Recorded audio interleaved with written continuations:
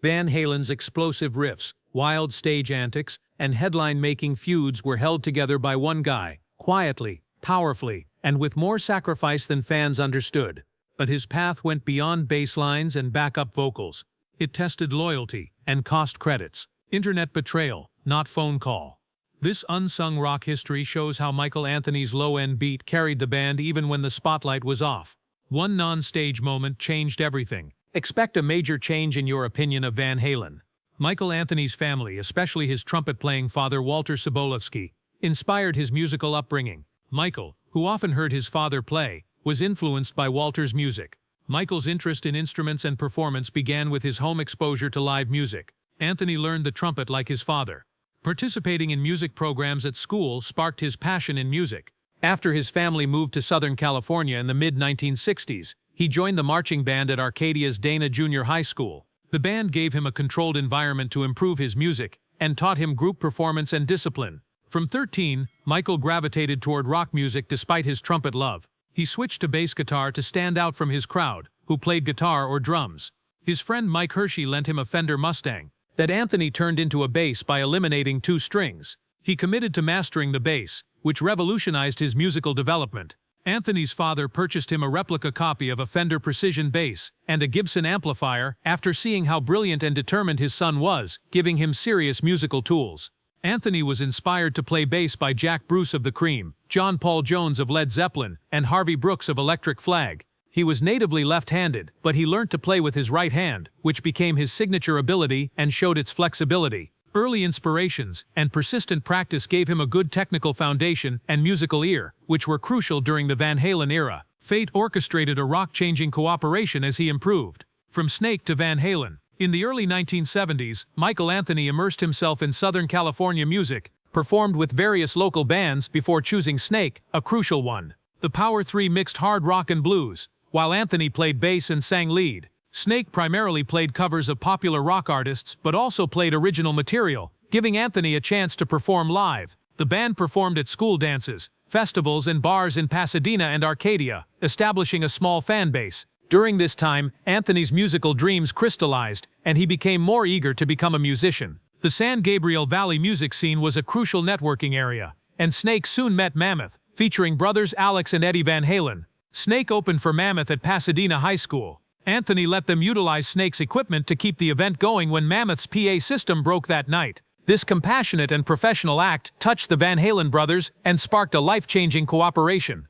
Mammoth was also at a crossroads due to internal developments. Mark Stone, their bassist, left the band, leaving an opening. Eddie and Alex Van Halen invited Anthony to a jam session to test musical chemistry after remembering him from past gigs. The meeting, supposedly in a garage, the brothers' hopes were fulfilled. Anthony showed that his lively bass and powerful backup vocals were just what the band needed. His ability to lock into the rhythm and contribute vocal harmony gave the group a fresh sound. The Van Halen brothers quickly hired him as bassist, after being impressed by synergy. Shortly after this, the group changed their name from Mammoth to Van Halen due to another band using the same name. The new moniker was suggested to emphasize the brothers' identity and start a new phase in the band's development. With David Lee Roth on vocals, Eddie on guitar, Alex on drums and Michael on bass, the iconic lineup was complete. This launched one of the most legendary late 20th century rock bands. For Anthony, joining Van Halen was more than a band shift. It was the start of a life-changing international career. Band dynamics. Michael Anthony became a key part of Van Halen's sound after the band's mid-1970s lineup was set. Anthony's energy and vocal harmonies shone out as the band performed at top Los Angeles clubs including Gazeries and the Whiskey A Go-Go. His high-pitched background vocals defined Van Halen, contrasting David Lee Roth's lead vocals and defining the band's vocal style in a congested rock scene. Additionally, Anthony's precise, no-frills bass playing supported Eddie Van Halen's explosive guitar playing and Alex's thundering drumming, allowing the band to perform with accuracy and raw edge. Anthony's work was featured on Van Halen's 1978 Warner Brothers Records debut album. On Running with the Devil and Ain't Talkin' About Love, his bass lines produced a strong groove. He boosted Jamie's Cryin' and Feel Your Love Tonight with his background vocals. Anthony's powerful and melodic harmonies made the CD a commercial success. Anthony was a reliable and low-maintenance member of the band as they quickly climbed to success and toured widely in support of their records. Anthony first received his due share of income and expenses as a full member.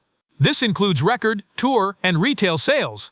Anthony was equally liable for 20% of the band's debts and income and participated in early business decisions, according to ex-manager Noel Monk. But when Van Halen gained notoriety and power disputes began, financial arrangements favored the Van Halen brothers and Roth. Anthony's income and ownership rights changed. All along, Anthony was loyal to the music and the group's success. Anthony helped Van Halen evolve in the late 1970s and early 1980s through multi-platinum triumphs that kept him touring and recording with the band. Even as group tensions rose, his playing remained professional. By Fair Warning and Diver Down, Anthony was a well-established rhythm section player whose vocal accompaniment continued to shape the band's live performances and records. While Eddie wowed audiences with his guitar skills and Roth was often the center of attention, fans and reviewers slowly began to see Anthony as a vital pillar of one of rock's most explosive acts. 1984 Contract Controversy. Van Halen was one of the most successful and influential rock bands by 1984. 1984, with songs like Jump, Panama, and Hot for Teacher, was their career peak. However, band tensions were rising behind the scenes. Despite forming the band and contributing to its unique vocal tone, Michael Anthony was progressively sidelined in important choices. Anthony's financial and legal ties with Van Halen changed during the 1984 tour, according to longtime manager Noel Monk. In his novel Runnin' with the Devil, Monk said that Eddie, Alex, and David Lee Roth forced Anthony to sign away all future composition credits and income. Disputed circumstances surrounded this decision. All three of Anthony's bandmates stood over him as he signed the packed backstage hours before a show, according to Monk. The deal was retroactive, therefore Anthony lost credit and cash from the 1984 record despite singing and playing. This was a major band power shift. Anthony went from equal partner to contracted performer without an interest in the group's IP. Anthony signed, purportedly to avoid controversy or endangering the tour, despite Monk's advice. Financial damage lasted a long time. Anthony missed millions on licensing deals and greatest hits albums and reissues that included music he helped develop by handing away his rights to the band. 1984 was one of the band's most successful albums, selling over 10 million copies in the US. Anthony would receive few songwriting credits for decades, reducing his royalties and status as a genuine contributor. He continued touring and recording with the band for a few years, but his diminished status made him more vulnerable to lineup changes and disagreements. That agreement was unfair. Anthony remained silent for years. He remained professional and did not criticize his bandmates. Anthony said in interviews and fan Q&As that he handed away his rights under pressure. He grieved the whole event, but said saving the band, his greatest desire, propelled him through it. He only wanted to play music. The 1984 contract dispute symbolized Van Halen's power problems. One of the best illustrations of how creative and financial power can be taken from major actors in the music industry. Eddie Van Halen's criticism after Van Halen's commercial peak, Michael Anthony's contributions to the band were perceived differently, particularly by Eddie Van Halen. Although Anthony had been a part of the band's sound from its formation, Eddie began downplaying him in interviews, implying he lacked professional bassist skills. In his 2015 Billboard interview, Eddie said he had to teach Anthony every note and accused him of lacking initiative, which was contentious. The comments were immediately criticized by fans and musicians as unfair and historically false. Eddie's public comments contrasted with Anthony's decades of live excellence, particularly for his precise bass lines and high harmony singing. Anthony later maintained in interviews that Eddie's accusations were false. He said that he had always learnt the band's songs on his own, and that Eddie had never taught him. Anthony stressed that such occurrences would have been documented, but none exist, supporting his contention that Eddie's statements were overstated. Eddie's remarks affected Anthony and changed him. Anthony stated in retrospective interviews that the comments were devastating, especially coming from a longtime friend and collaborator. He found it extremely demanding, especially since he was committed to the band and tried to maintain peace throughout difficult times. For a brief time, their words tarnished Anthony's professional reputation, making new admirers doubt his talents despite his long history of respectable performances and praise from peers. Anthony did not fight, but he stated that his growing distance from Eddie contributed to their breakup. By the mid-2000s, they barely spoke, and Anthony was quietly removed from the band's basic operations. Eddie's 2020 death left Anthony regretful that it was never repaired. He said he wanted to reconnect and find closure despite public tensions and nasty words. Unfortunately, no chance. The two's split shows how ego, miscommunication, and unresolved conflict can ruin even famous creative partnerships. However, anxiety was not limited to the spotlight. Hidden erasing was underway. Anthony's declining role. Michael Anthony's Van Halen presence began to decrease subtly in the late 1990s. On Van Halen III, 1998, Anthony played bass on 3 of 11 tracks. The band's dynamic changed when Eddie Van Halen played bass on the remaining tunes. After the album's release, Anthony still appeared in promotional material and toured with the band, but his decreased studio time generated worries among fans and insiders regarding his status. This was a turning point as Anthony's central role waned. Operationally and creatively, Anthony's visibility with Van Halen declined in the 2000s. Despite early reunion conversations, interviews, and rehearsals, he had little recorded input. Anthony did not perform on the 3 new songs on the 2004 compilation CD The Best of Both Worlds. His only contribution was background vocals. These omissions reinforced the idea that his role had been minimized, especially as the Van Halen brothers tightened their musical and business authority. Anthony's final Van Halen tour was the 2004 Sammy Hagar reunion. Even this reunion was tense. Hagar said Anthony had to accept decreased pay and a contract treating him like a paid musician before joining the tour. Despite its popularity, the tour did not heal emotional wounds. Anthony later indicated he wanted to move on professionally, yet signs mounted that the band no longer saw him as a future member. However, he wouldn't learn that everything was being discreetly created to replace Anthony Event until later. Eddie Van Halen named their adolescent son Wolfgang as Michael Anthony's direct replacement in 2006. Anthony wasn't informed properly, but he learned about it via web articles and fan rumors. Years later, he told interviews that Anthony's side stunned and damaged him during the episode. He said, or worse, that after decades of commitment and contribution to the band's heritage, there was no phone call to announce such a decision had been made. He's emotionally stifled. Because he loses his place in a band he established from scratch, and because his connection with Eddie and Alex Van Halen has worsened, Colin could abandon his tenure with Van Halen. Erasure, not decision. Sammy Hagar collaborations. Michael Anthony reunited with Sammy Hagar after leaving Van Halen. The band's Van Hagar-era musical synergy led to many successful collaborations. One of their first significant ventures after Van Halen was touring band The Other Half in 2005. Fans loved the group, which had Anthony and Hagar singing Van Halen tunes from both the Roth and Hagar eras. They thought the essence of the original band carried on. Their name, The Other Half, was a playful reference to their role as Van Halen's sometimes forgotten halves, and their live presentations celebrated a generation's music. Anthony and Hagar formed Planet Us, a brief but ambitious supergroup in 2002.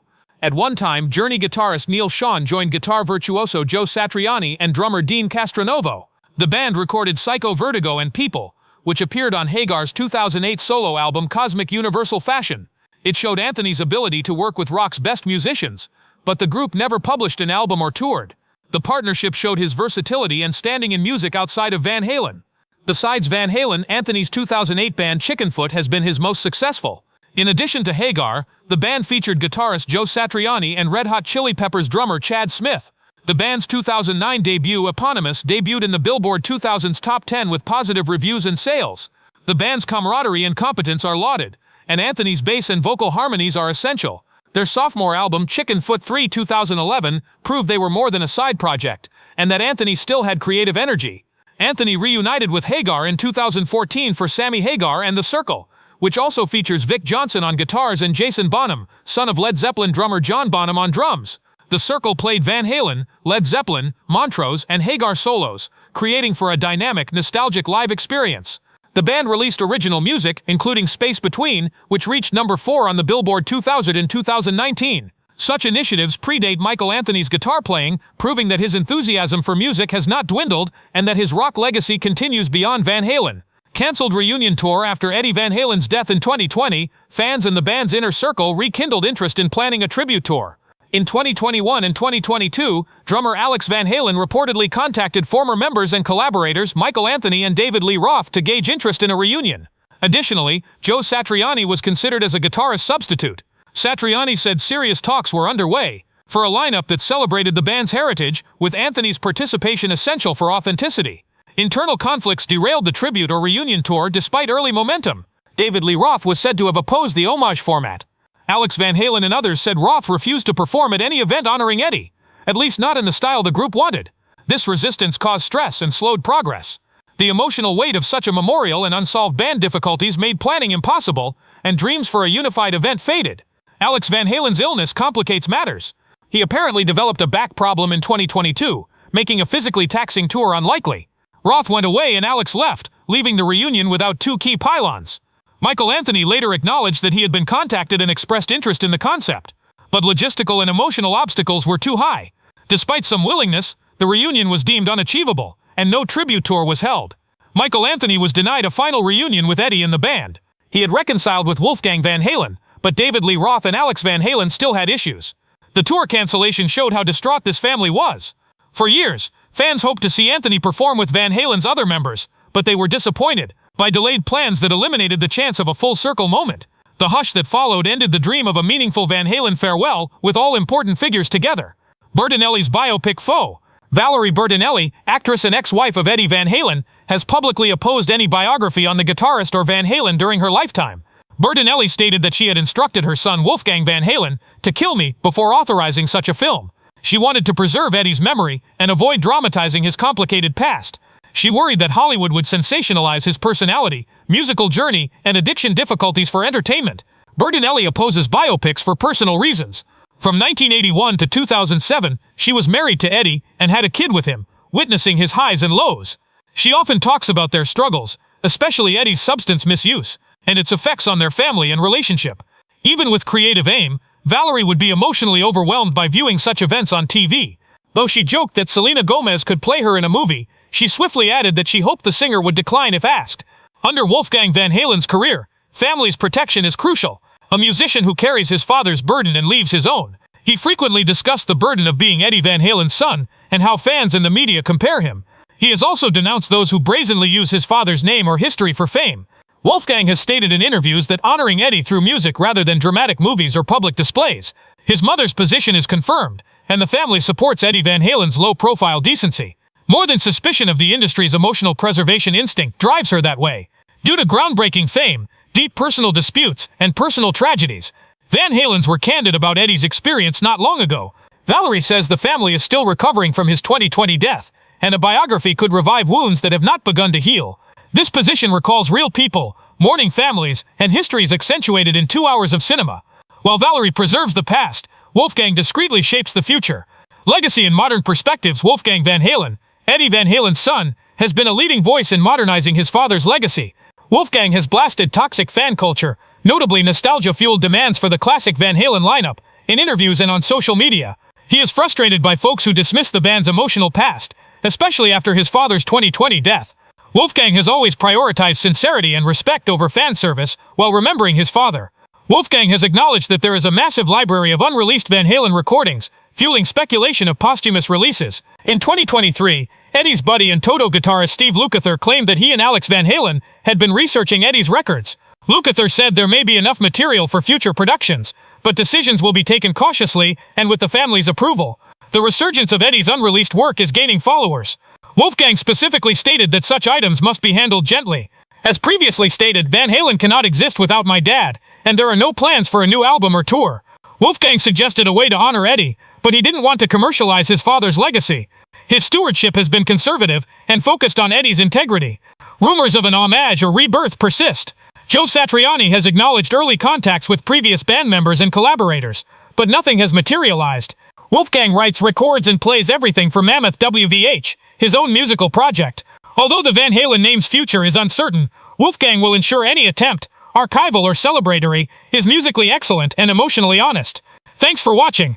Please like, comment, and subscribe for more untold rock history stories. If you appreciated this deep dive, don't go anyplace. Keep the music continuing by clicking the next video.